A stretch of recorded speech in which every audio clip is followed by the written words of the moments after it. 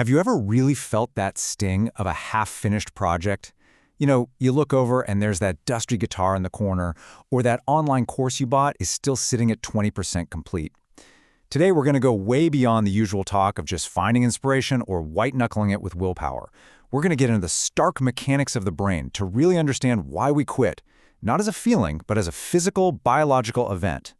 And this quote, well, this is the diagnosis we so often give ourselves, isn't it? We look at our own graveyard of abandoned passions, and we see it as this final judgment on our character. But what if that's all wrong? What if it's just a description of an untrained biological system? A starting point, not a conclusion. So, what if tenacity isn't some abstract character trait, but an actual physical muscle? What if grit, or willpower, or whatever you want to call it, isn't something you're just born with, but something you build? A literal structure in your brain that can be measured, grown, or, allowed to atrophy. This is the core question we are going to unpack today. Because if we don't answer it, we're all susceptible to what you could call the Dabbler's tragedy. It's this quiet graveyard of past ambitions that, let's be honest, we all keep. And it's not just clutter, it's a collection of our past selves, and looking at it usually brings this persistent, kind of gnawing sense of guilt. But that guilt, the one we feel when we look at that graveyard of good intentions, it's based on a completely flawed narrative. That feeling of being flaky, it isn't a moral failure. The source material for this argues that it's actually a mechanical one, a predictable biological glitch that happens when your brain's fuel supply gets cut off. So, to really get a handle on that glitch, we have to talk about dopamine. Specifically, something called the Novice High. It's that initial, absolutely intoxicating rush of learning something brand new. It's a beautiful thing, for sure, but it's also a neurochemical trap.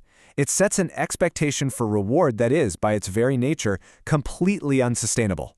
And the mechanism behind this crash is called reward prediction error. See, your brain doesn't just reward you for learning, it rewards you for the rate of learning.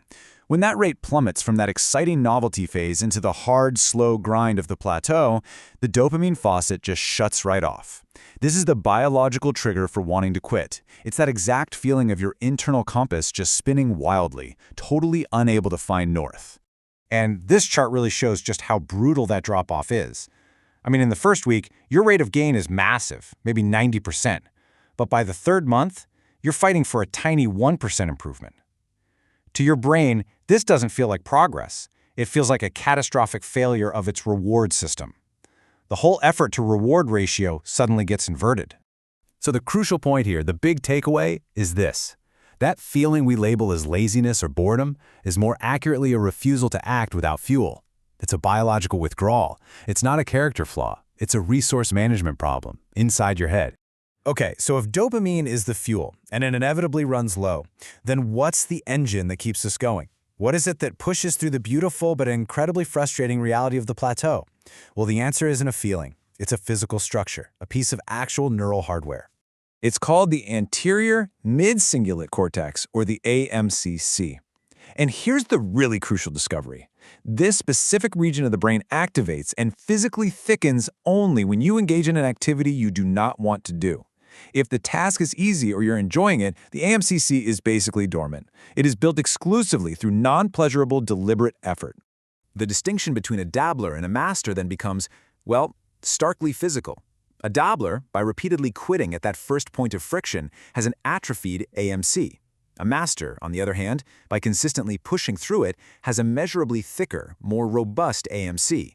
The difference isn't talent, it's tissue density. So, if it's a muscle, it can be trained. And this is where we move from a philosophical problem to a purely mechanical one. It's not about trying to find motivation. It's about following a very specific protocol to induce physical change in your brain. And that protocol is called the 15% push. Think of it like progressive overload for your tenacity muscle. When you hit that wall of frustration, that moment you want to quit, you don't force another hour, you just do 15% more. That one extra page, that one more line of code, that small, difficult gap, that is the single rep that triggers growth in the aMCC. It's the feeling of rusted gears grinding slowly, painfully, into motion. Now, it is absolutely crucial to add a nuance here. This model of building internal grit through the 15% push, it kind of assumes a neurotypical operating system. For some brains, especially those with ADHD, relying solely on that internal willpower can be like trying to run an app on the wrong OS. It's just ineffective and can even be harmful. For the ADHD brain, where those dopamine and executive function systems work differently, internal grit has to be supported by what you might call external scaffolding. These are not crutches. They're essential, intelligent tools. Things like body doubling to borrow focus from someone else, or gamification to manually reintroduce a sense of reward.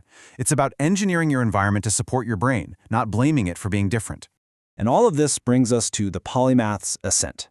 Because here's the most powerful implication of all. The aMCC is domain general. When you thicken it by pushing through a difficult coding problem, you are also building the very same neural structure that's required to push through learning a new language or a musical instrument. The grit is transferable. So now we can see this whole internal struggle reflected in these powerful visual metaphors we've touched on. That urge to quit, that's the spinning compass, lost and frustrated. The non-pleasurable effort of the push, that's those rusted gears grinding into motion. And mastery? The outcome of all this quiet, hard work? It's not some flashy trophy. It's the quiet, relentless force of a tiny seed cracking its way through concrete. Which leads us to the final, and I think most empowering, reframe. The identity of a dabbler is not a life sentence. It is simply the untrained state. By understanding these mechanics, you realize you're not flaky. You are a polymath in the early stages of training, building a universal muscle for grit. So the final question isn't about finding your one true passion. It's actually simpler and much more direct.